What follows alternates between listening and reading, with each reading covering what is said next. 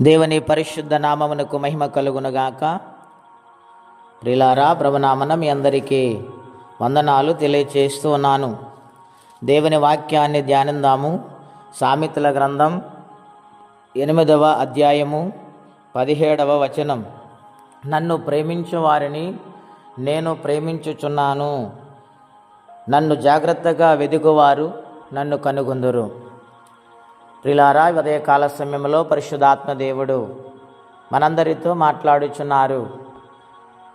జ్ఞానిని సొలొమోను ద్వారా దేవుడు వ్రాయించిన మాటలలో ఆయన ఎవరైతే ప్రేమిస్తారో వారిని ఆయన ప్రేమిస్తానని వాగ్దానం చేస్తూ ఉన్నారు.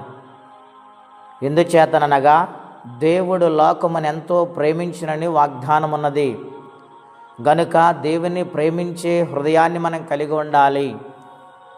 దేవుణ్ణి ప్రేమించే భక్తిని, జీవితాన్ని మనం కలిగి ఉన్నప్పుడు దేవుడు ఖచ్చితంగా మనలను ప్రేమిస్తారు.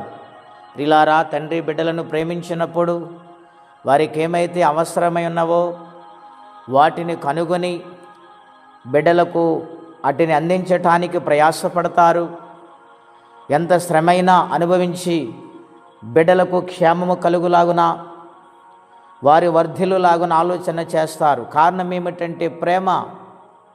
మానవ రీతిగా ఇంత ప్రేమ ఉంటే ఈ లోకమంతా సృష్టించిన దేవునికి మన మీద ఎంత ప్రేమ ఉందో ఒక్కసారి ఆలోచన చేయండి. మొదటి యోహాను పత్రిక 4:20 రాయబడి ఉంది, ఆయనే మొదట మనలను ప్రేమించెను గనుక మనం ఆయనను ప్రేమించుచున్నాము. అవును ప్రియులారా, ఆయన ప్రేమించి మన కోసం ప్రాణమిచ్చారు. మన పాపముల నిమిత్తమైన రక్తము కార్చారు, తన యొక్క ప్రాణాన్ని అర్పించారు. ప్రియులారా, అంతటి ప్రేమ ఆయనలో మనకు ఉన్నది ప్రియులారా. గనుక దేవుని ప్రేమ గొప్పదని ఎరిగి ఆయన ప్రేమను పొందుకునే వారిగా ప్రతి ఒక్కరూ ఉండాలని మీ అందరికీ మనవి చేయుచున్నాను. ఆయన 2000 సంవత్సరాల క్రితం లోకానికి వచ్చి సర్వమానవాళిని పాపము నుండి విడుదల చేసి పాపము నుండి విడిపించి ఆయన మనలను నిత్య జీవము నడిపించటానికి వచ్చిన ఏకైక దేవుడై ఆయన ఉన్నారు. రెండవదిగా మనం చూస్తే ఆయన్ని జాగ్రత్తగా వెదకాలంటండి. దేవుని వెతుకుతున్నప్పుడు బహు జాగ్రత్త కలిగి వెతికితే ఆయన దొరుకుతారు.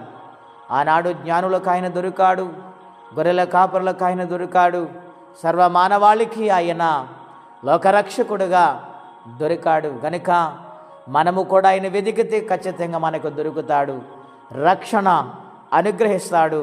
ఆయన సన్నిధిలో నమ్మకంగా జీవించండి. దేవుని యొక్క సన్నిధిలో ప్రేమను పొందుకుంటూ ఆయన రాజ్యానికి వారసులుగా మారాలని కోరుకుంటే ఈ మాటలు నేను ముగిస్తూ ఉన్నాను. ప్రార్థన. పరిశుద్ధుడైన తండ్రి, ఘనమైన మీ నామం కొరకై వందనాలు. నీ ప్రేమ గొప్పది నాయన. నీవు మొదట మమ్మల్ని ప్రేమించావు, మా కోసం ప్రాణం పెట్టావు. నీలాంటి దేవుడి లోకములో ఎవరున్నారు ప్రభువా?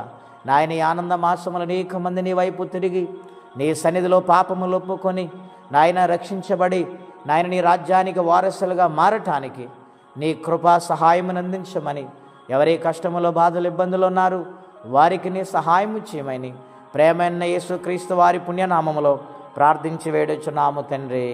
ఆమెన్. దేవుడు దీవించునుగాక. ఆమెన్.